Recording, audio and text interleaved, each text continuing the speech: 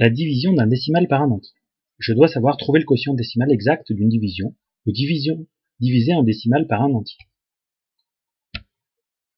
Trouvons le résultat de la division de 190 par 8. Je pose le calcul et je commence par chercher le nombre de chiffres au quotient entier, exactement comme dans la division euclidienne. Je prends 19 et j'aurai donc au quotient entier deux chiffres, les dizaines et les unités. Dans 19, combien de fois 8? Il y va 2 fois. Je soustrais 13, il me reste 3.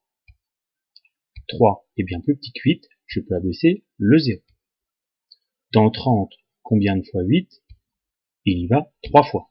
Je soustrais 24 et il reste 6. 6 est plus petit que 8.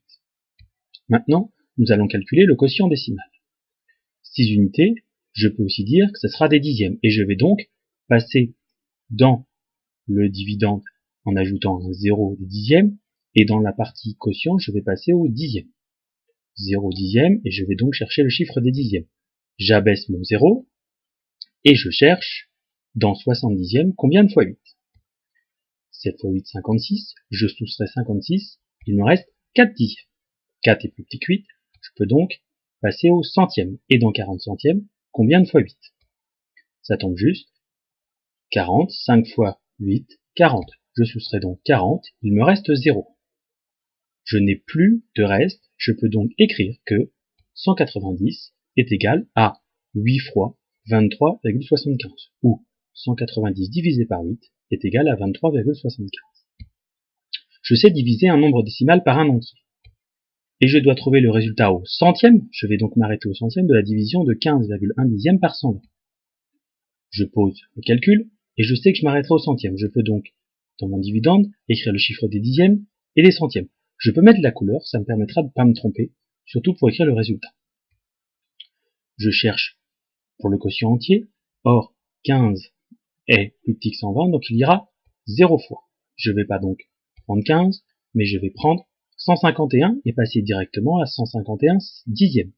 Je cherche 120, combien il va de fois dans 151 dixièmes. Il y va une fois. Je soustrais 120, il me reste 31. 31 est plus petit que 120. Je vais donc pouvoir abaisser le 0 des centièmes. Et dans 310 centièmes, combien de fois 120? Il y va 2 fois. Je soustrais 240 et il reste 70 centièmes. Je vais donc pouvoir écrire la preuve, et je fais attention parce que le reste de 70 n'est pas le reste exact, je dois faire attention.